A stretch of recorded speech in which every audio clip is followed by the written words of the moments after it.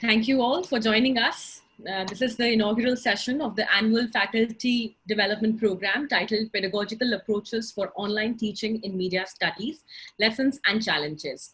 Enhancing the glory of our program today is the presence of the Vice Chairman of Vivekananda Institute of Professional Studies, Mr. Suneet Watts, our Chief Guest of the day, Dr. Pankaj Mittal, Secretary General, Association of Indian Universities, Professor Siddharth Mishra, Chairperson, VSTMC, VSIT and Research Wing, WIPS, and Professor Dr. Charulata Singh, Dean, Vivekananda School of Journalism and Mass Communication. Thank you for joining us today. I'm also thrilled to welcome our participants from reputed universities joining us from across the nation. With the valuable guidance of our Chairperson, Sir, and Dean, Ma'am, each year, our committee members strive to bring many learnings and fruitful engagements for our esteemed faculty members, which enhances their knowledge or understanding in media-related fields. This year, the committee consisting of our Chairperson, Professor Siddharth Mishra, Dean, Dr. Professor Charulata Singh, Dr. Ramesh Sharma, Dr. Praveen Singh, Dr. Devriti Dhar, Ms. Mona Gupta and me, Saloni Bhardwaj, unanimously agreed upon the need of the hour, that is, embracing the new normal. During the past semester, we were all taken by surprise, but this year we would like to go in prepared. We also understand that our students deserve our best. Moreover, all of us should be on the same page regarding where we are and where we want to go. Interestingly, the same page here refers to a Google Doc, a digital page, an app, or a software. We don't know that, but we are here to find out. We hope to get more clarity and confidence with this program to innovate, learn, and adapt to various teaching pedagogies. This program was not at all possible without our mentors, and the WIPS family knows them well. But I would still like to take this opportunity to give a brief introduction to those who have joined us from outside the organization.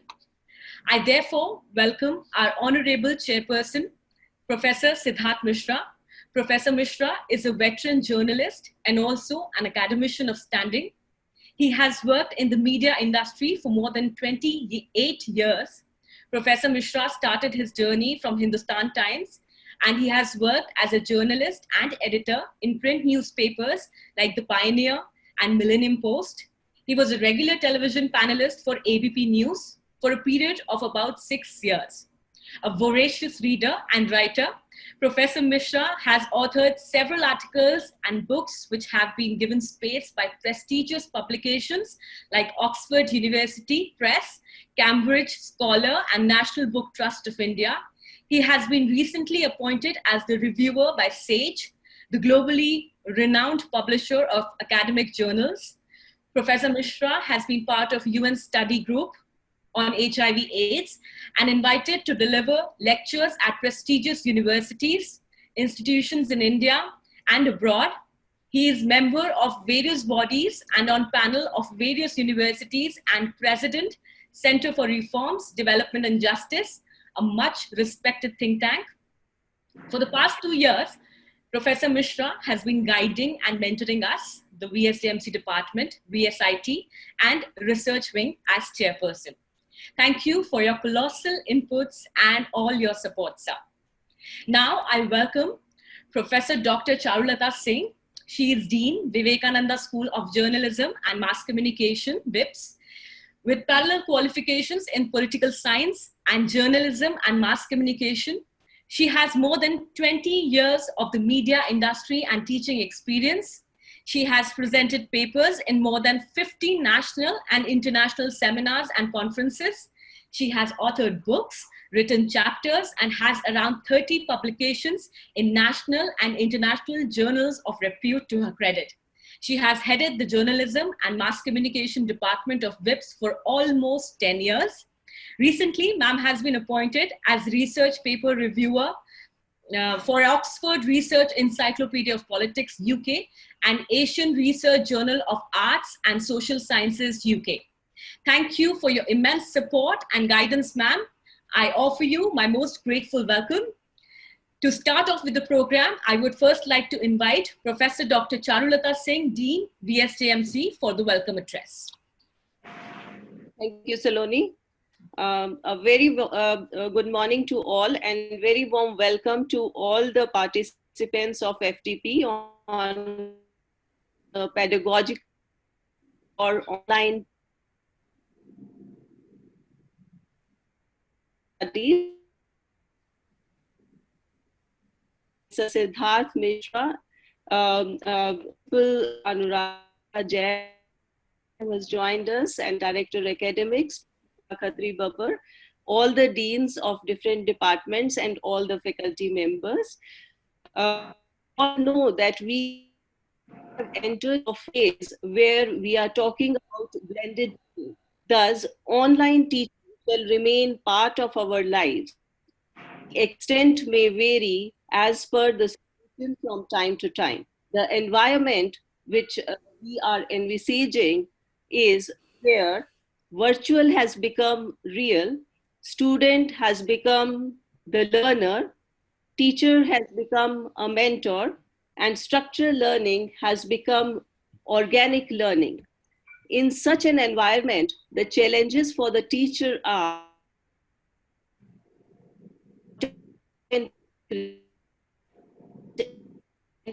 content delivery, management. To put light on all these areas, we will have various eminent resource persons from different organizations and us on different approaches for online teaching. For this inaugural session, we have with us our chief guest, Dr. Pankaj Mittal. Dr. Pankaj Mittal, Secretary General Association of Indian Universities, is renowned for her active and innovative role in academics for over 3 decades. Her academic career is started from being Fulbright scholar to become VCs of various universities and then to lead the delegation of VCs at various forums and the award of honorary DLIT on Dr. Pankaj Mittal. She has immensely contributed for online education. I have had the opportunity of listening to her on various webinars in recent past. You truly are an inspiration for all of us, madam. And we would have really loved to, welcome in our campus. But because of the situation which we are meeting online, so on behalf of Vivekananda Institute of Professional Studies, I feel privileged and welcome you as chief guest of the inaugural session of this FTP. We have with us Shri Suneet Vats, Vice Chairman WIPS. As part of WIPS management and being from management background, Shri Suneet Vats is always guiding and encouraging and motivating all of us at WIPS. I would like to mention that it is because of the direction and guidance of Mr. Suneet Vats that within 2 to 4 days of the lockdown, almost 100% of the faculty members at WIPS had shifted to online teaching on various available platforms and took regular online classes without any gap and continued the teaching learning process for students. I heartily welcome you, sir, in this inaugural session of FTP as keynote speaker. On behalf of WIPS family, I once again welcome our chief guest, keynote speaker, chairperson, all the deans and all the faculty members. Thank you. Thank you. Thank you, ma'am. I would request all the participants to please put their audios on mute because there's disturbance that's coming from the background. Thank you, ma'am, for the support and encouragement for this program as well. This pandemic is definitely a very difficult time for all of us, but we had very little to worry as compared to everyone around us because even our mentors have someone who has held their hand and shown all of us the way. During this pandemic, he has provided us with very visionary-like leadership, given us a roadmap on how to take on the challenges of online teaching. He gave us the right direction. He regularly keeps a track of developments in various universities globally to find out what new we can adopt to build our pedagogies. I'm talking about none other than our Honorable Vice Chairman, Mr. Suneet Watts. Mr. Suneet Watts completed his executive program in management from Columbia Business School at Columbia University. He completed his PGDBM and MBA from Narsi Monji Institute of Management Studies.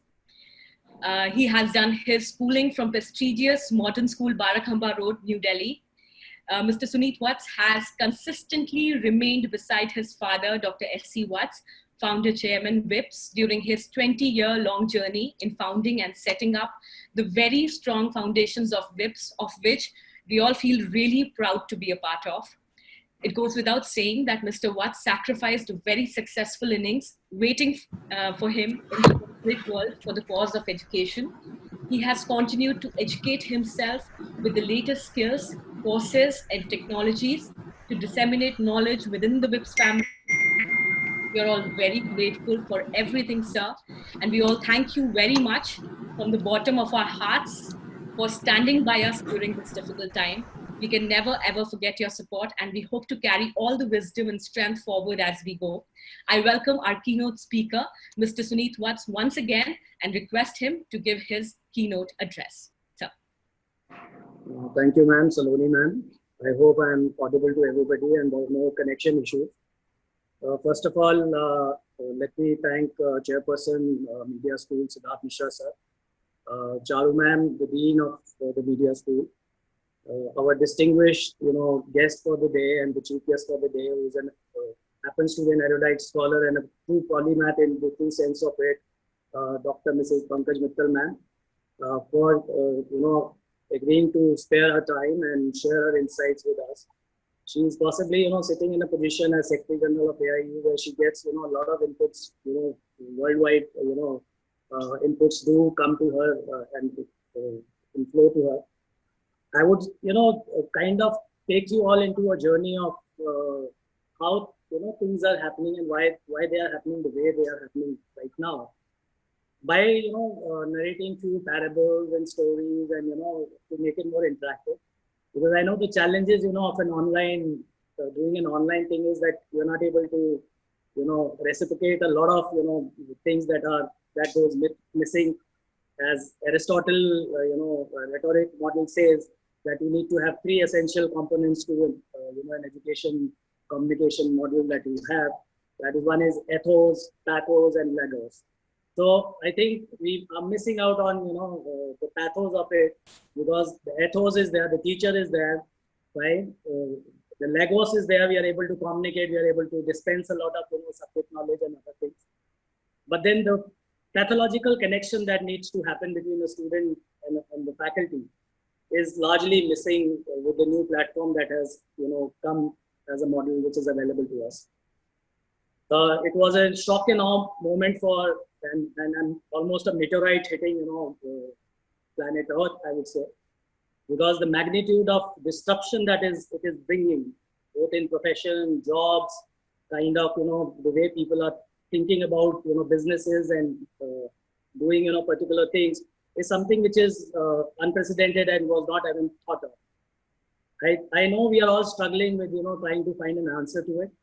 And this is where I bring in, a small parable that we used to hear from our parents, the blind man and the elephant story. And please don't mind if I say elephant twice, because I have two, parables using elephant. So don't just, focus your energies on elephant. But then what I'm trying to say here is that we are individually trying to reconstruct, trying to understand, within our own perceptions, what has actually hit us in terms of, we have known that it's called a disease, it's a pandemic which is worldwide. Fine, the universities that have shut down across, if I share the facts and numbers with you, they are close to, 40,000 colleges. Correct me, ma'am is there. I think, ma'am, please excuse me if I state something wrong there on facts. These are Google figures. 945 universities across India, 40 crore, students, and 90 million teachers. And the worldwide figure is equally, staggering. 1.79 billion students and 2,800 universities. You can imagine the kind of mammoth, hit and the kind of, magnitude that hit us is something that is, we are still coming to terms to. And this is where we're trying to, reconstruct a lot of things in terms of the way we are wanting to conduct, classes, make it more engaging, and students are struggling with, engagement issues, connectivity issues. Those are peripheral issues in terms of, because yes, it was a new thing for us. We adapted very quickly. A lot of credit has been given to me, which I don't actually, owe it to myself. I think we worked as a brilliant team. We exhibited each one of the person sitting. I think possibly everyone is here, including the principal, the director, all the deans that they have put in their shoulder, and the faculty members who are present here. They could come up to terms immediately, pick up on, new technologies and platforms and whatnot to, make sure that the students don't suffer. I have another, story which kind of explains what is happening, and it's a very interesting one, where, you may call it it is normally called a black swan, theory, where it is used for incidences like this, where you're hit by an event, you don't even know what is happening, and we try to, justify, in tricks and bits as to what the information is all about. Donald Rumsfeld, in 2002, the former defense secretary of US, describes it beautifully in terms of, what was happening in Iraq at that point of time. He says there are known unknowns and unknown knowns. And that's what possibly describes the present, situation that we are in. And he goes on to say that, and I'll quote him and I'll read it out to you so that I'm correct in my, saying. A report that says that something hasn't happened are always interesting to me, because as we know, there are known unknowns. There are things we know. We also know there are unknown unknowns. That is to say, we know there are some things we do not know. And what he means is, look at, I'll take you a little, rewind, a few decades back maybe. I was a child, typewriter was there. People never thought computers are going to come in and, disrupt the entire way typewriter is thought about. Anybody who was, skilled about using a typewriter at that point of time thought that that's the end of, innovation, and nothing beyond that is going to come. Look at Kodak films. There were almost, Kodak studios all across the world. You could see yellow boards all across, the globe, in fact, where we used to use those films, and we used to go buy those films and get them developed in terms of, now everything has gone with digital cameras coming in. You don't need anything of that nature. So when disruption hits you, it's possibly, sweeps you up your senses, and it hits you so hard to reality that you, kind of get bewildered as to what is happening. And, it takes time to come to terms as to why is it happening the way it is happening. Third example, possibly, if I have to quote, is again, it's an interesting story. And why I'm bringing this is because I'm trying to reconstruct a mental model in new people, trying to, appreciate a lot of things as to when disruption happens. There are things which are challenging. There are things which are, expected as a behavior from each one of us to be learned across. And disruption of this nature possibly is a challenge for us educators. We are all educators sitting here.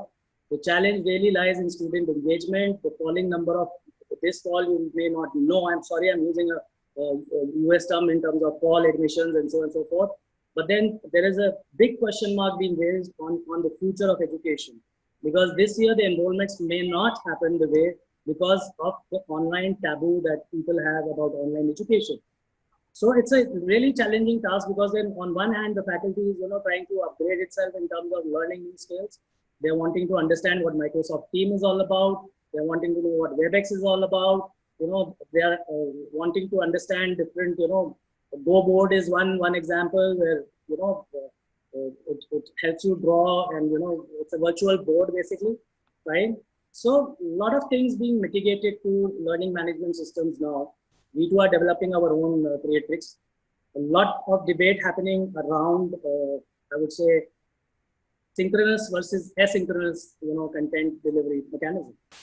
And I think the future ahead of us lies in, a combination of two, as we call it, a blended learning platform, because this lockdown may not continue beyond December as it is presumed by everybody. And we all are acting like, blind men with the elephant, constituting our own constructs about how the reality is going to behave.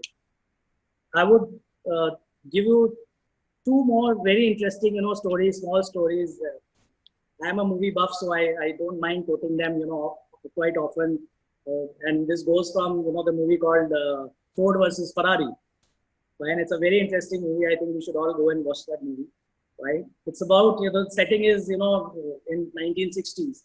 And Henry Ford too, who happens to take on the mantle from the great Henry Ford himself, is struggling because they are good with numbers. It's not that they are not good with numbers. But the challenge here lies is that they're not able to, there is a stagnation in growth. Their sale numbers are declining. And a lot of things are happening in terms of, the loyalty of customers. Everything is going away from them. And he's little worried about the future of his company. And he's a very, hefty, towering personality, authoritatively imposing on people. He walks into his, shop floor one day, and there is a platform which is, if you watch the movie, you'll be able to connect with me much better. I'm just trying to recreate something of a map in your mind so that you're able to appreciate.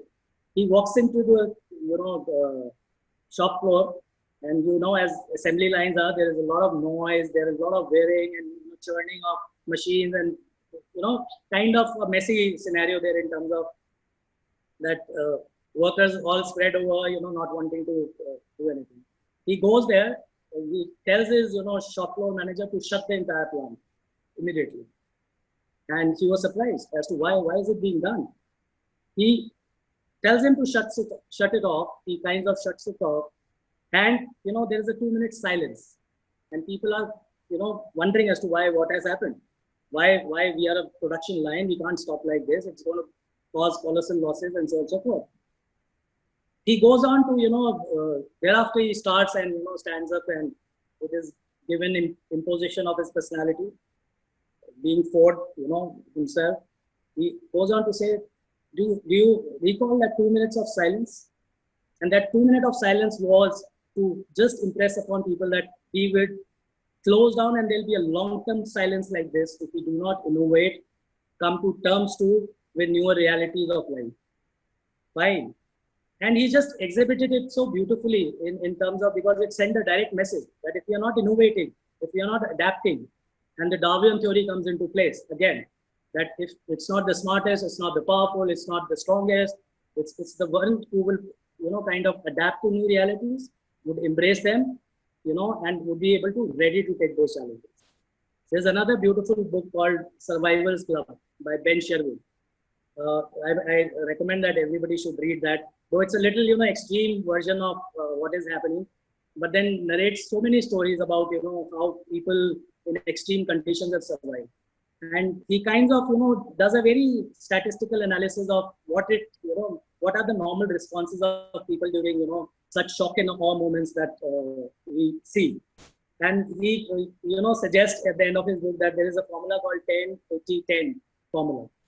And that 10-80-10 formula is that when something, hits somebody, possibly, there are 3 reactions that are going to come. First, 10% are leaders who are going to take up that challenge, would be willing to take on the mental, would be wanting to move on with that situation. 80% would be just completely lost and bewildered as to what has struck them. They would completely be lost in terms of, they will be perplexed with, figures and what is happening, the news flowing in from all directions. So they'll be kind of brain freezed for a long time to come. The remaining 10%, as usual, are going to be critiques. They're not going to pick it up. They'll show the negative side of it. And you will not understand why are they wanting to be, only seeing one side of the story. See, my purpose of narrating all these, small stories is to make you understand, because otherwise it would have been a little dull in terms of, my only wanting to, I want to connect you with stories, and I picked it up from TED, to be very honest. See, if you look at figures, you'll be surprised. We are all, kind of debating as to online mechanism, the platform to be used, not to be used. Look at Facebook, the kind of number of users that it has now. the kind of connectivity built that it has on people, being able to see photographs, touch bases with each other. WhatsApp, 100 billion users every day. Fine. You go to any other platform, Twitter for that matter. Fine. Activities like YouTube. You look at TED for that matter. And there are alternative ways of learning. There's no one stopping anybody from learning. The only thing is that yes, we are bound by a curriculum. We are structured for the timing. We feel that till the time this is not addressed in entirety, looking at this online thing as a part of a solution is not the right way of looking at it, I would say. So I think it will take its own time. We are in no hurry, I would say. We are taking this along as we move along the the curve, the learning curve as we call it. So as we move along the learning curve, I think there'll be a lot of things that will be coming. But then there's no stopping. There's no stopping of digital mode happening. There are companies, traditional companies and industries which took them 40 years, 50 years to reach a figure of 50 million. These companies that I'm talking of, Facebook, Twitter, YouTube, TED, have reached billions within 5 to 10 years of span. So look at the impact that they are creating. The only challenge that we need to understand today is that how well are we able to leverage them and make them user friendly in terms of both. If I look at it from the student perspective and a faculty perspective, that it should be something, it should be a bridge. It should bridge up all the gaps rather than we just simply criticize or discard the idea. I'll come to another story about and I have a lot of things about disruption, and that's what is happening. And I wanted to connect with you better there, thinking that disruption. There's a small story again. Colonel Hemingway, is a famous novelist, and he writes beautifully. There is a main lead character. You may call him a protagonist or whatever that you want to call it in your terminologies. He's somebody who's very rich. Goes bankrupt and bust within 3 years' time, and one of his friend walks in and tells him in a bar, "What happened?" And he says, "Were you not even aware? You are a seasoned businessman. You are astute. You are everything. Could you not see that coming?" And his answer was a beautiful answer that he gave. He said, "See, the thing is that initially it happened gradually, and then it all happened suddenly. And I'm not even I don't even recall when it happened." So that's how disruptions would take you, and you have to be geared up. See, why I say that is because we as educators, we are all educators here. It's a very challenging job before us, but we need to keep this momentum going. Fine. I'll tell you examples of airlines shutting down. There are businesses which are shutting down. This is one industry, if I have to call it that way. Please don't take me otherwise. It is one sphere of area where we have a tool. We need not disinfect ourselves to deliver the goods, right? The people who are, at times, right from the factory, out gate to in gate, there is disinfection happening. We are at least not disinfecting it, anybody for that matter. We have a tool at least available to us for delivery, an alternative delivery which we immediately prefer. It was not my creation, as people, possibly Charu ma'am attributed it to me or somebody else attributed it to me. No, these tools were available. It was just that we were aware of them and we could bring them together. Fine. And everybody was willing to, join in that momentum and, make it run like one cohesive, solution being offered. And I'm sorry if I'm taking too much of time, ma'am. Especially Pankaj Mittal, ma'am. I don't want to, kind of bore her because she knows kind of things much beyond what I know. So please excuse me for that. I'll come to one last core issue, which, because I know technology is, I look technology, mostly and merely as a tool. I'm not too worried, too focused about, what will happen, what is not happening. We are going to find a solution. It is too early to comment on something right now because, nobody thought that this is going to come. And whatever solutions were available were quickly, brought into place. I'm still waiting for time, where data analytics is used to see how, how much student is getting engaged, is he opening other windows on. So there are certain programs like proctored exams, fine, you will have proctored classrooms maybe tomorrow, where you are able to, analyze student response in real time using data analytics, big data, artificial intelligence, machine learning for that matter. fine, those are technologies that are going to, disrupt again. And then that may happen, in another 2 to 5 years horizon. There'll be augmented learning solutions available, virtual reality, virtual classrooms would come into place. So as somebody rightly said, I think Charu ma'am initially said, that technology is going to stay. Blended learning would be the way forward as we look to education. Fine. How gracefully, how promptly we adopt those technologies, something that has to be seen by all of us. Last, not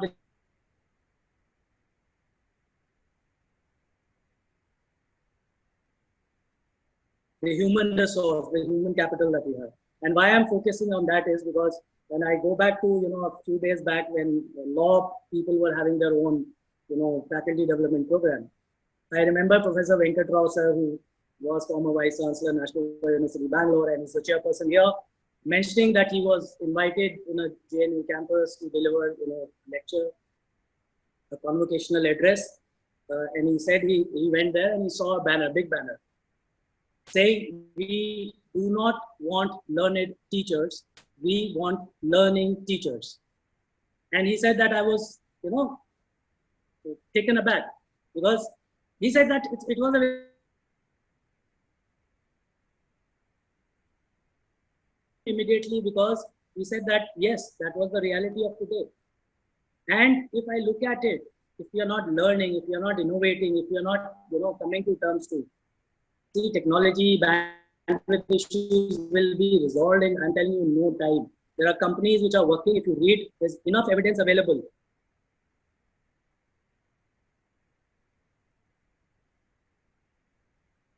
Infrastructure frameworks that will help deliver, your lectures or anything that you want to do. He said, having said that, he said it is interesting, and he again, as he's profound in his knowledge, he goes out and says that there are 3 things that I would want. Though he mentioned 6 of them, I'm only quoting 3, which I think are more relevant to the context here. Firstly, that a teacher should be a lifelong learner. He should be a frontline researcher. Fine. And the third one that he, kinds of sums up with is that he should be a frontline researcher.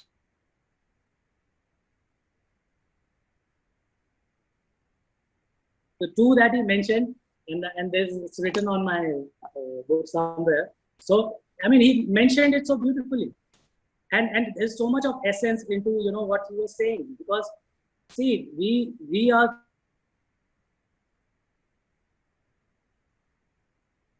smart tool which is out there. If you are a smart teacher and you want to put things in context, you want to be hands-on. I know Shilpa ma'am is using YouTube as a mechanism to reach out to people. A lot of faculty is doing that across. So there are tools which are available. If you are not captivating enough for your audience, engaging enough for your audience, I think we will be taken, back with the kind of things that are happening. Another framework, and the last to sum up with is a Confire, it's called CONFIRE, framework, which if you kind of, spread the definition of it, it says you have to be consistent, you have to be fresh, you have to be informative, and you have to be relevant as a teacher. So if these, two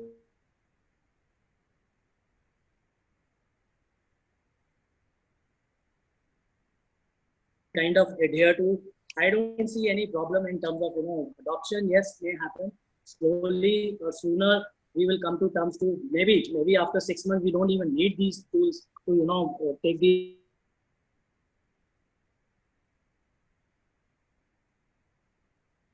ma'am is waiting for her address to be given out. She's an important person sitting at an important position, especially during this time when people are seeking a lot of explanations, forth and back. I think I would give it to her and hand it over to her. I'm thanking everybody, including Siddharth sir, Charu ma'am, the entire faculty members, the organizing teams, the dean, principal, everybody for giving me that patient hearing and listening. Thank you so much. Thank you for giving us such a worthwhile address, sir.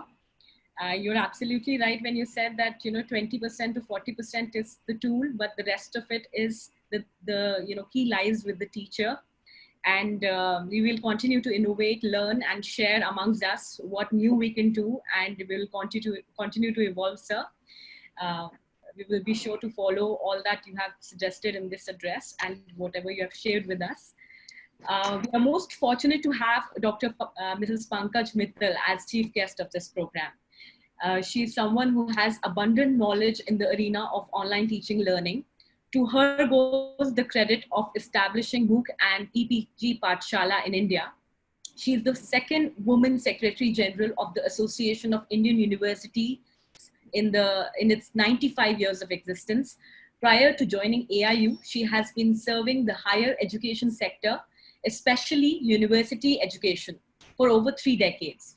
At the apex regulator of higher education, the UGC, University Grants Commission of India, she is a Fulbright scholar and has been a topper in MSc and PhD in agricultural statistics from IARI, New Delhi. She has a wide-ranging experience of over 3 decades in higher education, in policy planning and management of higher education. She earlier served as the first regular Vice Chancellor of Bhagat Phool Singh Mahila Vishwavidyalaya, Kanpur, the first rural women university of North India, to undertake an onerous task of developing a tiny Gurukul into an institution of repute, imparting education to 7,000 girls from KG till PhD level in a holistic manner. During her stint as Vice Chancellor, she transformed the Gurukul into a university which is now on the international map with collaborations with reputed international universities. She has received various prestigious awards and honorary doctorates.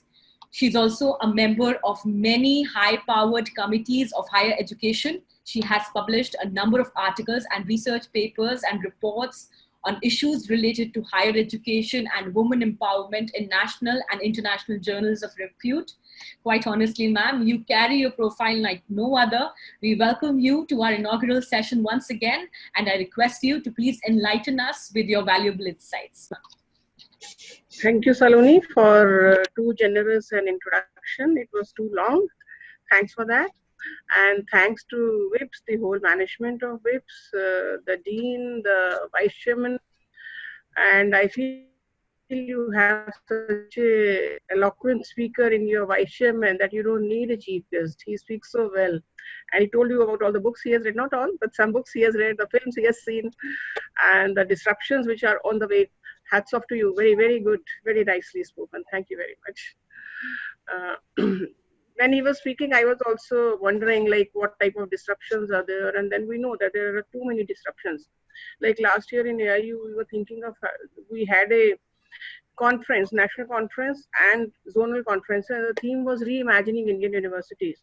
But at that time, we didn't know that we have to reimagine them so soon. So it has come so soon that how we reimagine our Indian universities. And first reimagining is in the form of like the way earlier we used to go to banks and now banks have come to us. Similarly, now instead of students coming to the universities and colleges, colleges and universities have to go to the students. So that is the most important thing which has happened in the recent past. And everybody is talking about new normal, like in COVID or after COVID. I normally say that the world is divided into two parts, BC and AC, before Corona, after Corona. And this AC world is having a new normal. There will be totally a new normal in terms of how we teach, how we talk, how we even go to restaurants, how we even go to movies and everything. I mean, there's a new normal in everything. But a new normal in the field of higher education is something which we should adapt to, because a new normal is because COVID came all of a sudden. We were not knowing that it is going to come.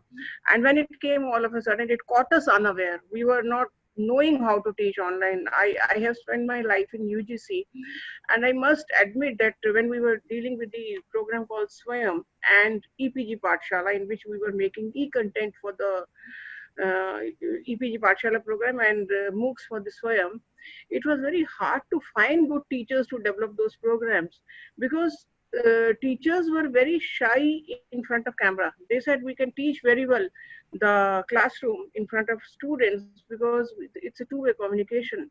But when it comes to the camera, I mean teaching something non-living like camera, it becomes a bit difficult for them, and they used to find it very, very difficult to teach. So what we had to do was that we had made some training programs for them. We used to train them on how to teach a camera.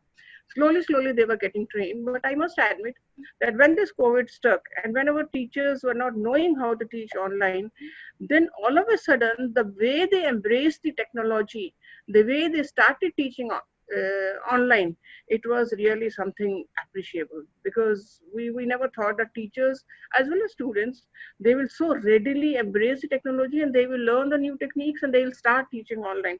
Almost overnight, the transformation was there. So then, but then the transformation in institutions like WIPS, which is highly equipped with the infrastructure, where the teachers are equipped with the training needs or training techniques, is different. But the whole country, India is a very diverse country. We have all types of universities, all types of colleges. We have remote areas, backward areas, where there is no reach of technology at all.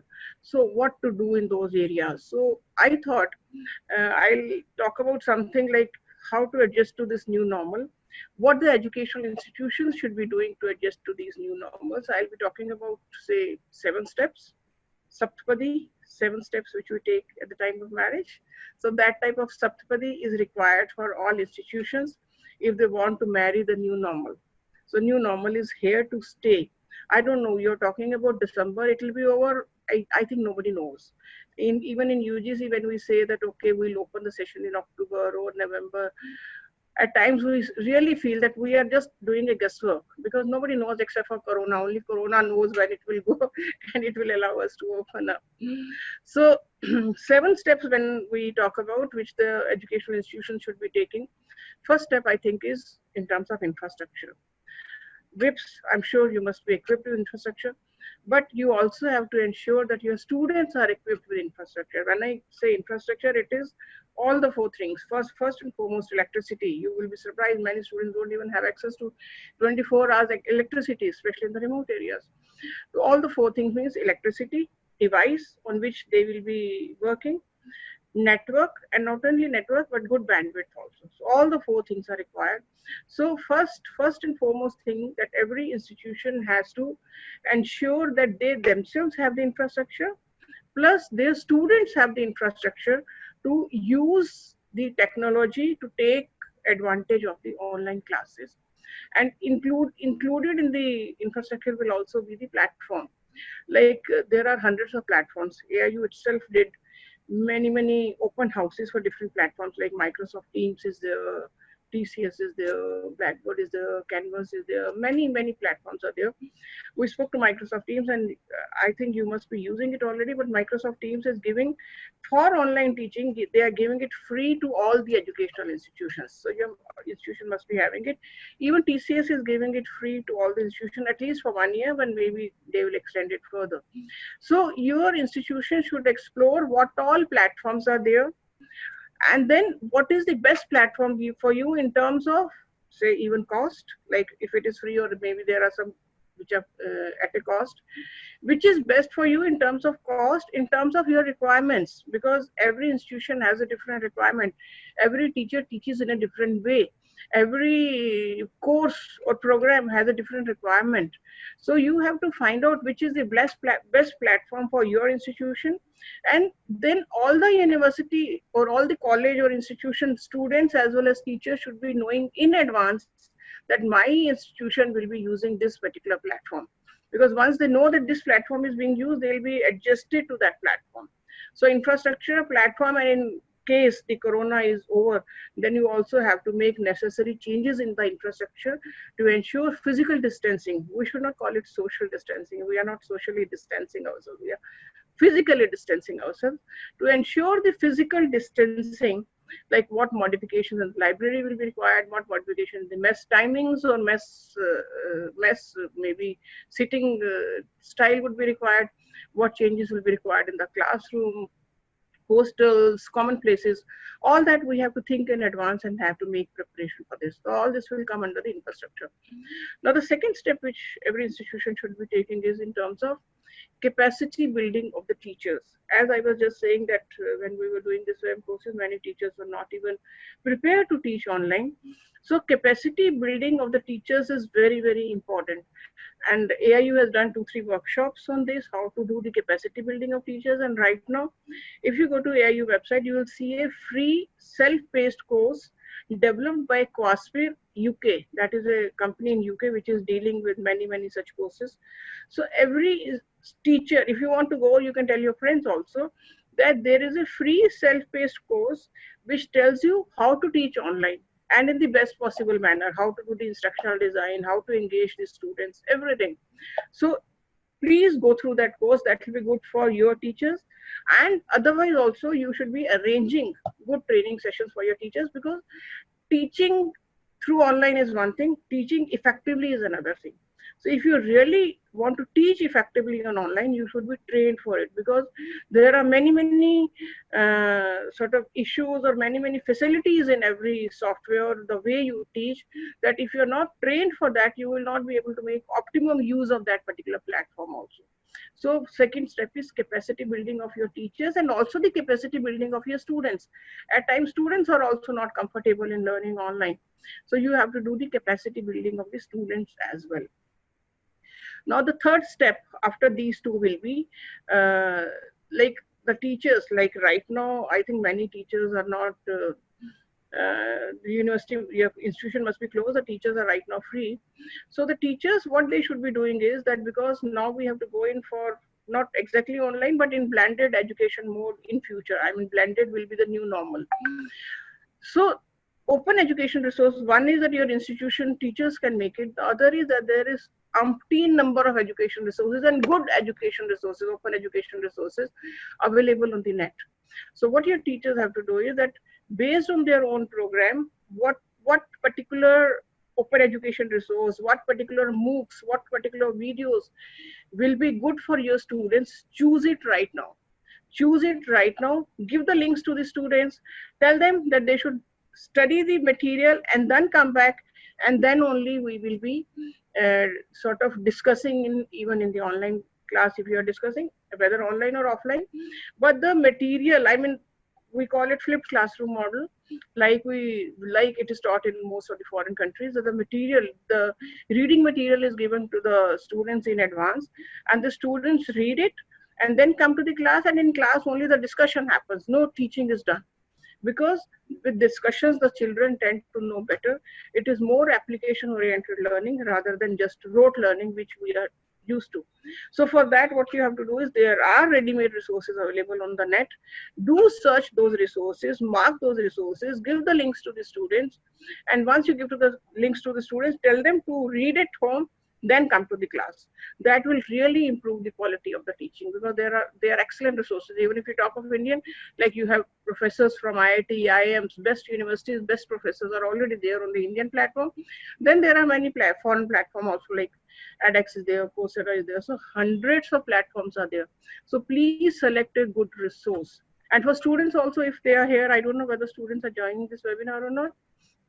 If students are there, this is the best time to learn. Never in your life you would have found this much of education resource, that too free of cost. Mostly the courses, if you want certificates, they are charged, but right now certificates are also given free of cost due to this COVID time. So this is the best time to learn. And mind it, in future, degrees are not going to help you. What is going to help you is the knowledge you have acquired. So knowledge is very, very important. One day we met Mr. Anant Agarwal, who is the CEO of edX. He is an Indian, and edX is from Harvard. So he said that he was standing on the airport, and one student came running and he touched his feet. So he said, "Sir, why are you touching my feet?" He says, "Sir, because of you, I got my job." He says, "I hardly know you. How can I give you a job?" He says, "Sir, I went to Tech Mahindra for an interview, and I had done 10 courses from edX, and I proved much better than some of the IIT graduates. And I got the job, they did not get the job, although I was from a small town university or an institution." So the degree from where you have studied now, it will not matter at all, because if you did not get admission in IIT, don't worry. IIT professor will come to your home and teach you on your laptop at your convenience, whatever time you need him. If you did not get time to go to the college today, don't worry. I mean, the disruption in terms of time, entry to a good institution, entry to the best institution, or maybe your age also, like whether you're past that age, whenever, I mean, it's a lifelong learning available at your fingertips. So you have to learn, and the knowledge which you acquire will be something which will be with you forever. And that knowledge nobody can take away from you, and that knowledge is the one which will give you jobs, which will let you succeed. So please, this is the best time for the students to learn. So please go through all those open education resources, select the best courses. Even my son is studying right now. I keep on telling him that you do these many courses, and now he's so happy to see, oh, I got a Harvard University certificate today, I have got Yale certificate today, I have got, say, Columbia certificate.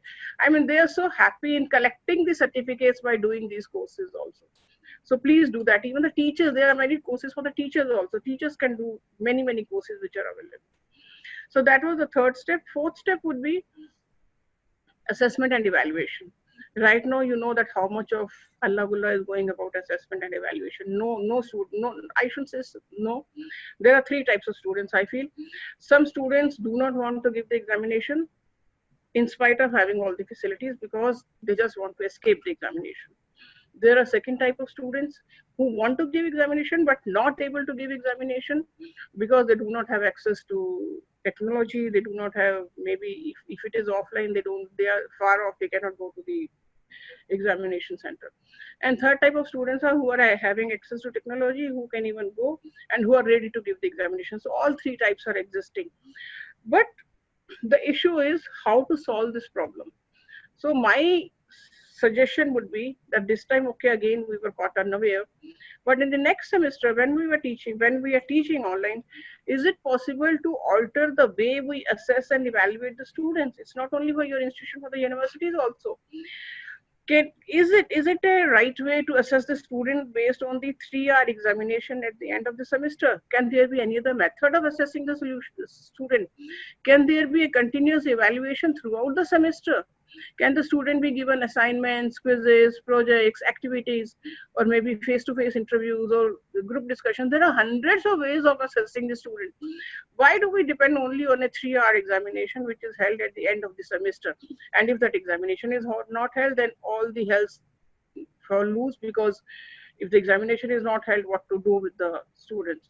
So please see to it that if you can ensure that there is a process which is a continuous process in which you continuously assess the student throughout the semester. You can be going to your particular university telling them, of course, Delhi government has cancelled all the examinations of final year. So Delhi government universities are not finding any problems, and the institutions affiliated with them are not having any problem. But there are many institutions who are finding it very difficult to hold the examination. It is very expensive also to hold online examinations with all these precautions for such a large number of students. And the next step would be with regard to internships and assessment. Fifth step, assessment and internships and placements. Now this year, the students are very much worried about the placements, because many companies who had even offered the placements, they are withdrawing the offer letters. So how to ensure that the students get, again, the same problem is there with the internships also. So how to ensure that internships and placements both are available to the students online. So for this, the universities have to make an effort, the institutions have to make an effort. There are many online platforms which are offering online internships as well as online placements. We did one webinar for placement officers with one of the startups, which was an online placement agency. So similarly, you can hold or maybe engage with any placement agency which is doing online placements and internships. Next would be, sixth step would be collaborations. Many people feel that because of COVID, collaborations will go away. But I don't understand why collaborations will go away. I think collaborations will increase because of COVID. Because for no collaboration, travel is a must. The collaborations can be done through internet. And now, suppose in your institution, you want to have a lecture from a foreign professor. You don't have to spend on the airfare. And it is very easy. You can approach them. They can give lectures to your students I shouldn't say free of cost, maybe they'll charge some honorarium or something, but at a very, very low cost. So collaborations, whether it is research collaborations, teaching collaborations, or teaching skills collaboration, there can be many, many collaborations in this COVID time, and that too at absolutely very, very minimal cost. So collaborations should increase during the COVID time. And seventh and last would be counseling of the students, because in this COVID time, many students are having many mental issues also, because they were not used to staying at home, and then they were not they're missing their friends, they're missing their campus life, they are missing that ambience which was there in the campus, so they are getting disturbed. So one will be wholesome programs for them. It is not that they'll be studying all the time. You can be holding many programs for them, cultural programs like AIU. Again, I would refer that we did a program called Kuch Artistic Corona, in which we asked for the videos from the students, and then we evaluated them and then gave them some prizes. Today also at 4 o'clock we are having a lecture by Sonal Mansingh ji. So she is a Padma Vibhushan, she is a Rajya Sabha MP. So we are arranging for our students. If your students are there, please do watch that program at 4 o'clock. So do something for your students so that recreation is also there. They learn about sports, culture also, in spite of having COVID or COVID times, even in COVID times. And then the one more important thing is the counseling, which I was talking about. Counseling means that if a student is feeling low in any manner, if he or she needs physical counseling, psychological counseling, emotional counseling, academic counseling, please do arrange for that. So it is the responsibility of the institutions that they should take care of the physical, mental, emotional, spiritual, intellectual, all health of the students. So that can be done through the counseling centers, which can be open in your institution. There can be some teachers, or you can engage a professional counselor who can be talking to the students, or maybe they can be there. Many universities are using some buddy scheme, somebody is using mentoring scheme. So there are many schemes by which you can be counseling these students. So these were the 7 steps which I wanted to talk about, that if we want to adjust to the new normal, if we take these 7 steps, it will be easy for all the institutions to adjust to the new normal. With this, I will once again thank WIPS for inviting me here and giving me time to share my thoughts with all of you. Thank you very much. Thank you.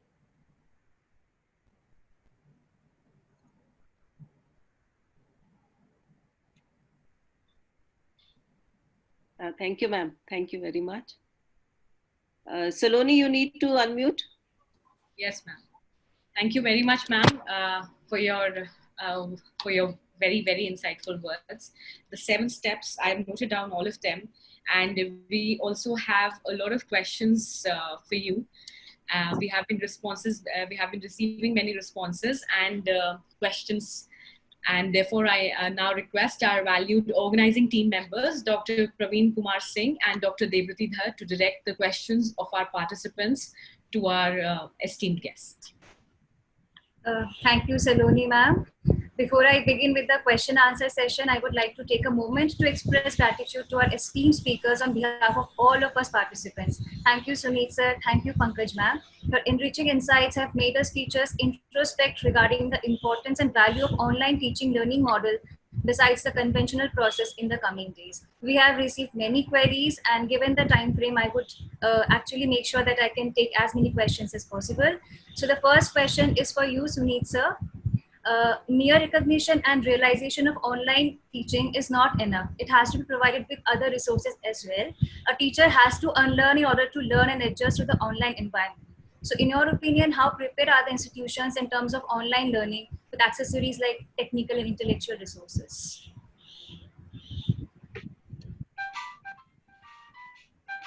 It's not as simple an answer possibly, because then, as ma'am was also mentioning earlier, each teacher, why do you want to take away the autonomy of a teacher in terms of wanting to select the mode of, medium that they want to choose, the resources that they want to build in. See, if you possibly search, there are close to 350 odd resources available in India, right? Which can be used and inbuilt into your teaching pedagogies, depending upon your temperament and your, hands-on with technology and other issues. Secondly, there are certain, subjects which I'm, really concerned about, and I have not looked into specifics of journalism, to be very honest, today. That's my fault. Otherwise, I was looking across as to, because there are a lot of subjects which are very dry and dull subjects, and it requires a lot of, energy and time to get those, student engagements actually done. So the only thing is that, as we are also developing our own learning management system, and we try, put it to an asynchronous mode where we, kind of give them lectures, and ma'am rightly said, Pankaj ma'am rightly said that you put the contents, on a platform, and then let student come prepared and, have a more healthy discussion around the topics, and maybe build into YouTube videos combined with, few case studies, few interactive infographics which are there, right? There are a lot of tools in terms of, creative tools are also available, which will give you, right from mind map. There's an app called Mind Map. You can create n number of, beautiful graphics out of it, so, to explain your points. A lot of stories are built around. I can send you the list. I have links with me in case somebody is wanting to have that. I did dig into that information also, but did not have sufficient time. Right? So I'll be sharing that link with you so that anybody who wants to use them can use them later. Right? Thank you. Thank you so much, sir. We would like to have all the resources from you as much as possible. Now, Pankaj ma'am, I have a curiosity. I have a question for you. Why EPG Pathshala is not given due credit like SWAYAM in the recent HRD declaration? Only SWAYAM is recognized, not EPG Pathshala for the universities. Is there a reason behind that? Ma'am, you have to unmute yourself. See, EPG Pathshala and SWAYAM are totally different things. EPG Pathshala is a open education resource, and in that, because the student cannot be given credit because there is no teacher or student interface in EPG Pathshala. It is just like a YouTube video or some content which is lying on the net. But MOOCs is a structured course. There is a start date, there is an end date, there are teacher hand holding is there are quizzes in the term, and there is an examination, and after examination, marks are given and a certificate is given. But in EPG Pathshala, no such thing is there, because that is an open education resource. That is basically meant for flipped classroom learning, in which you can give those links to the students and then teach in the class. But MOOCs is a complete course in itself that need not be given as a link. If you want to give it as a link, as an additional learning, it is okay.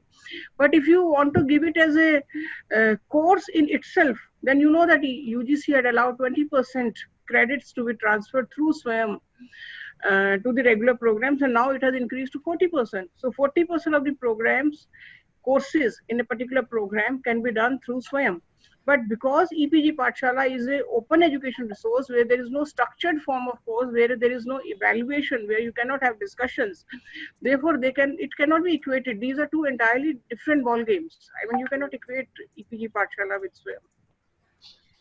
Thank you, ma'am. Ma'am, we have another question from our professor, Professor Shilpa Khatri-Kapur. She has asked, just as we have inverted admissions through MicroMasters at MIT, we could also have evaluation which is continuous and can take a student to the next semester. So your take on that? See, that's what I spoke right now, that there should be a continuous evaluation. But when you talk of MicroMasters, there is a concept flowing of National Academic Credit Bank. So what is National Academic Credit Bank? It has not been formalized. It is rightly at conceptual state, but we are working on it. That you can accumulate credits from different universities. It could be Indian universities abroad, but it should be good university as provided in the concept paper of National Academic Credit Bank. And if you accumulate sufficient number of credits in a particular program, then a university can give you the degree. It could be over a span of 2 years, 3 years, 4 years. I think maximum we had kept for 7 years. So within 7 years, if you are able to accumulate credits which are equal for a university to give you a degree, that can be given. And then like a bank in which you deposit money, and if you take out, the balance is less. Similarly, in the National Academic Credit Bank, if you take out some credits and get a degree out of it, then those number of credits will be decreased from your account, and then there will be remaining number of credits there. But that is at a conceptual state. I hope it comes true. But if it comes through, it will be a very, very sort of innovative step in the field of higher education. Ma'am, I could not restrain myself, so I unmuted since you just answered my question. It's a brilliant initiative of NACB. And in fact, in response to this particular, suggestion of yours, why can't we actually have this credit system as something which is universally applicable? Because we are an affiliated organization and we are dependent upon the parent university. So, I mean, if you could, with this kind of, glowing conception that you have put across, why can't we, as affiliated college, also have the system of credit transfers? See, credit transfer is allowed for every institution, but because in India, unfortunately, we do have a affiliated college system, which is not existing in many countries. And you will also see that in the new national education policy, they are saying do away with the this affiliation system. And once you do away with this affiliation system, you will be having something like 15 to 20,000 universities. We like your institution, WIPS may become a university, or maybe WIPS becomes a university along with 2-3 more similar kind of institution, like a sort of 2-3 institutions can form a group and form a university. So in future, maybe when the affiliation system goes away, then every institution will be free to transfer credits. But till it is there, we have to bear with it. And I hope that the national education policy comes fast. I'm sure. Thank you so much, ma'am. Thank you. I think, can I just please, ma'am? Yes, sir. Because the concept that I think Shilpa ma'am and you are referring to is clustering of institutions, ma'am. And the clustering of institution, possibly, the proposal has still been going on for so long. And the challenges that we are facing, ma'am, right now is because a lot of, NPTEL and new programs have been promoted in WIPS as well. But then, when the students are taking those programs, surely they are getting something, as a certificate in terms of, because there are two options available, whether you want to pay and have a, printed certificate out of it, and an option of opting out also. The thing here is that, the level of students that we get at the entry level, right? The level of courses that are pegged, in those platforms are very different in terms of, the wavelength of a particular student. You have certain students who, actually come to terms to, I'm not saying that all students are of the same quality, but there are challenges with that first. Second challenge that we face normally is that, student, because it's not a credit transfer which is happening immediately, not allowed to, switch over to tomorrow, even if it's, the credit is allowed and transferred. A student is going to ask, why should I be paying 2 fee, one to the college for doing the same credit, because it's already there. The university has a credit system which you have to do in any case. Right? So why should I be paying, double in terms of, paying for a program and paying here also to you? So these are issues, I don't know. I mean, you must be dealing at you. I am quite sure of that, man. But then these are issues, which at times you face. These are real issues which come to you as from students. Yes, there will be many issues like the fees. If you talk about in SWAYAM, we were having a very nominal fee of 1,000 rupees per course, which was of 3 to 4 credits. That 1,000 also, we did face problems in which the students were saying that we have already paid to the institutions. So we used to tell the institution that you can give some discount on your behalf because you have collected examination fee from them. Course is absolutely free. We didn't charge anything for the course. It was only for the examination and the certification that we were charging 1,000 rupees. That too also there were issues. But then these things, because I was saying it is a new normal, so we have to slowly come out with the solutions. And if it becomes a university, if all institutions become a university, some will be at advantage, the good ones, because they will have their name. Some will be at a disadvantage because they do not have a name. So now onus will lie on the institutions to make a name for themselves, to improve their quality, to improve whatever infrastructure or teachers or academic quality, research quality, publications. So onus will lie on the institution. They will not be able to sort of hide under the umbrella of the university, that degrees from the university. So even if the institution is not that good, it doesn't matter. So every university will make or mar their name depending upon their own quality. Thank you, Sunil sir. Thank you, Pankaj ma'am, and thank you Shilpa ma'am for your question. It has led us to such an enriching discussion. Now I invite my colleague Dr. Praveen Singh to continue with the questions. Sir. Pankaj ma'am, there is a question from a participant. You have been a known education policymakers at UGC for a long time. As we know, education is a state subject. How are we going to negotiate with diverse kinds of universities which are having different governance system in order to facilitate seamless online teaching learning? See, first thing is education is not a state subject. It is in the concurrent list. That is education per se. But when you talk of maintenance of standards of education, maintaining the standards of education, that is entry 66 in union list. So maintenance of standards of education is in the union list. That is a subject of the central government, and that is how the UGC was made, because of that entry 66, which is a central subject. So that is how UGC is issuing regulations for maintenance of standards in higher education. So once the regulations are made by UGC, even the courts have upheld that the regulations are mandatory for all the educational institutions.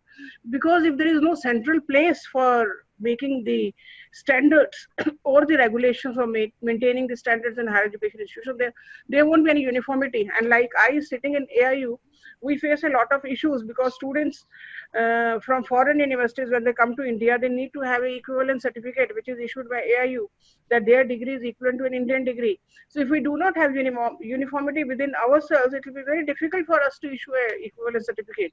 So the students will be at a very, very disadvantageous position if there is no uniformity, especially with regard to standards. So I think now most of the universities are agreeing to the regulation, and this SWAYAM 20%, many universities are giving now it will increase to 40%. But if they are not sort of adopting SWAYAM, they are doing some sort of, I should say, the students are suffering. Their own students are suffering. So they are depriving their students of the facilities which are being created by the central government. Thank you, ma'am. And the next question we have for Sunit sir. While online education requires strong self-motivation and time management, what all teachers can do to inculcate a cohesive regiment among students? This answer was given by Sunit ji in his talk, that although online education leads a lot of self-determination on the part of the students, but a lot depends upon the teacher, how they teach. If they teach in a very, very interesting manner, if they engage the student in a lot of activities or in the project work, or they ensure that student engagement is there, then the online teaching can be fun also. You can be giving many more activities during the online teaching. So it depends upon the teacher. So teacher has to involve himself or herself fully because online teaching is more difficult than offline teaching. Online, because students are not in front of you, you have to be really good to engage the students, to see that yes, they are connected with you. So it all depends upon the teachers. Thank you, ma'am. And to add on to that, sir, I'll send you, there are a lot of, Harvard studies which, have been talking about intrinsic motivation, as a big, factor in success of either professional successes or, in successes otherwise. Because otherwise what happens is if you want external, motivators to come in, they will sooner, somewhere kind of fade away in terms of, because the human psyche is normally that, external factors don't work. Once you have achieved something, you would want to move on to the second one. So I think internal motivation is always, it's something that has to come from within. I can't, give it out as a tablet or as a concoction of something which should be, taken by somebody. So I think largely left to everybody. Each teacher should be self-motivated. They'll have to find ways as to what motivates them and what keeps them going, and keep striking it again and again. So that's how you have to take it forward. We will take one last question, sir. In the current scenario, when there is an absolute social isolation, as an educator, don't you think that in the overall scenario, online teaching is detrimental to the coherent growth of students? Do you want me to respond? Yes, ma'am. You may kindly, please. Okay. See, we didn't go for online education at our own sweet will. We were actually in UGC, we were promoting technology for a long time. But online education, you yourself will admit as a teacher also that we all were not very comfortable. The way we are comfortably holding this session right now, earlier we used to feel a bit scared कि कैसे करेंगे online, मतलब it will be difficult to use technology. I mean, it must be technologically very difficult to handle it. But slowly, slowly, when you start doing it, then you start learning how to do it. But online, we cannot call it detrimental because we didn't have any choice, either no teaching or online teaching. So it is much better than no teaching. And in future, once we are adapted to online teaching, we can have online teaching in a much better manner, rather blended teaching. I always say future is blended teaching. Only classroom will not help, only online will not help. It has to be a blended mode of learning. So online is not at all detrimental. Online maybe initially because we didn't have the resources, we didn't know how to teach. But slowly, slowly, when there are enough number of resources available, when we gather the sort of knack of holding good online classes, it won't be detrimental. Rather, it will be beneficial for the students. Thank you, ma'am. Thank you, sir. Back to Saloni. Thank you, sir. Thank you, Suneet, sir. Thank you, Pankaj, ma'am. So we have time to move on to the much awaited insights of Professor Siddharth Mishra, Chairperson VSTMC VSIT and Research Wing of Vivekananda Institute of Professional Studies on this program. Sir, I welcome you for your fascinating and valuable concluding remarks on the session. Please, sir. The whole gist of the discussion today was, and what it was all boiling down to was, that what our Prime Minister had said in one of these recent addresses that he has given, that local has to be vocal, so we have to innovate locally. There are programs on the internet, there are ways out, there are sessions, we will be having all these sessions. But what Suneet was saying, that motivation has to come within us, we have to invent. आवश्यकता ही आविष्कार की जननी है.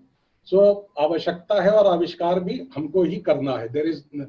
These are there, these resources are there, they will be of some help here and there, but that is not the end of the thing. We have to create ourselves, we have to cultivate ourselves. And in fact, I'm very proud to say this, that I can say for sure, and as we watch the social media handles of our WIPs and the kind of activity that we have been having in past 2, 3 months, 4 months, that it seems that we have been more active than ever that this thing.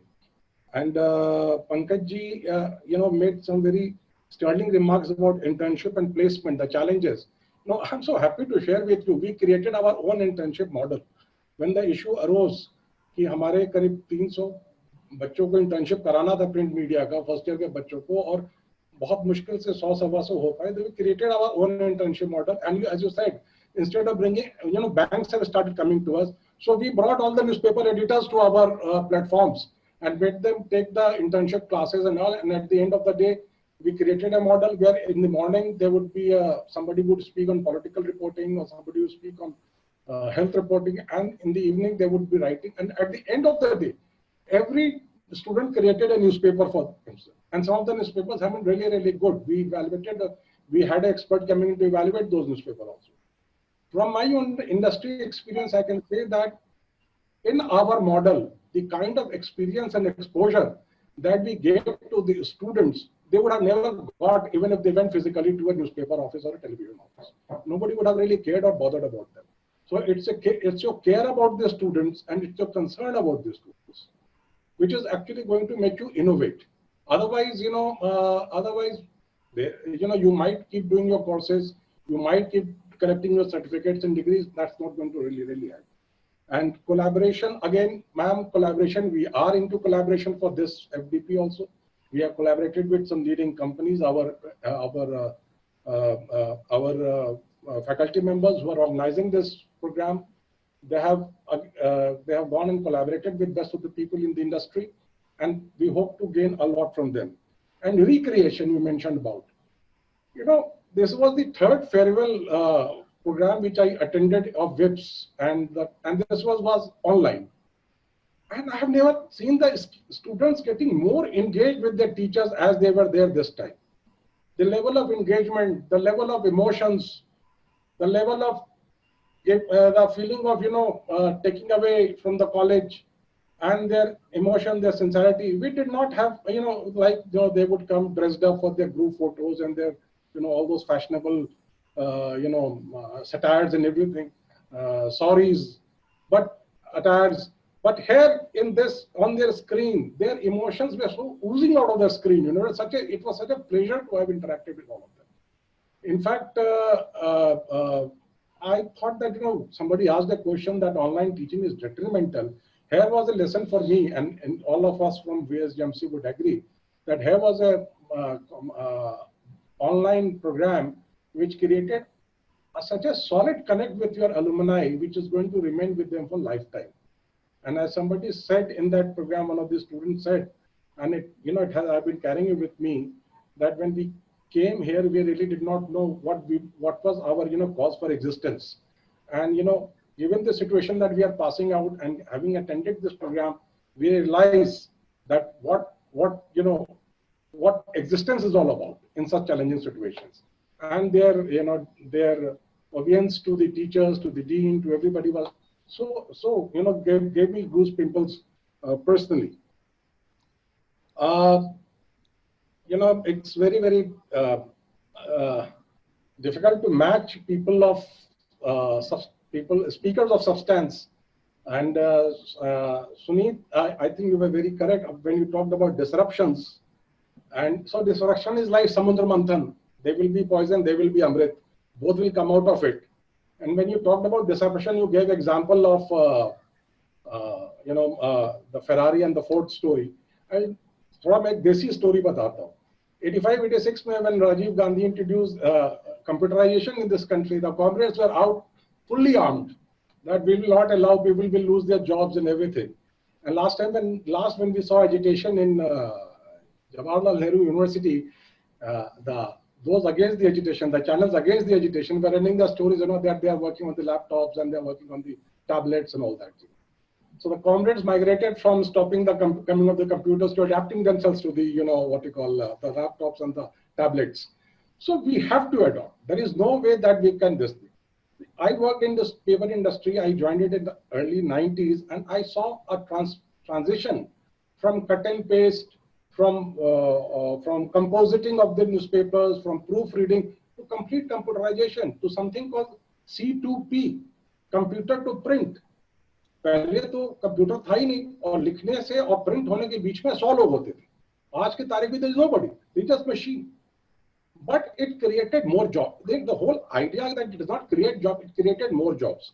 Because you see, as an example I keep giving, Dainik Jagran, which was just a Kanpur paper, is today the biggest media conglomerate of the world, one of the biggest media conglomerate of the world. And this all happened because they adapted quickly to technology. They did it much before the English newspapers, because they knew that they have a huge readership waiting for them to gorge on to their news, Hindi newspapers. They could foresee the market, and they did it so very well. We have, the saying goes that well begun is half done, but we have begun very well, and we look forward to all the sessions, and I'm very grateful to the Secretary General AIU, and I have the first chance of meeting you virtually, but when I was heading the reporting unit of Pioneer newspaper, my education bit reporter would always be very happy with you, because you were the one person who would give him a lot of stories about development in field of education. I get to finally meet you today, and I'm so happy about it. We look forward to such more associations and collaborations in future. And thank you, Saloni. Thank you so much. This is what I have to add. So I just want to add something. I've worked with a lot of editors, but I think you are the best editor that I have worked with.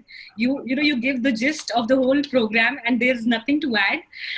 You have given us a very good internship model, I must say, sir. And that was something that was very encouraging for the students, because inequality खत्म हो गई. बच्चे बराबर से participate कर पाए, बोल पाए, काम कर पाए. और जो आपने फेयरवेल वाली भी बात कही, इतना पर्सनल फेयरवेल कभी भी नहीं होगा. Students were able to talk to the teachers personally, and they could say everything that they wanted to say. And the emotional, burst, it was an emotional, experience for all of us. So This was very good, sir, and it was very personal. We all have to adopt, and we have mentors like you, and we have Charu ma'am, and we have Suneet sir, and Pankaj ma'am also today. She joined us, and she actually gave us a very, specific 7-point thing that we can follow all of these things, and we can actually make everything better for us and adapt better. So thank you very much. Thank you all for joining us. So much. Thank you, please.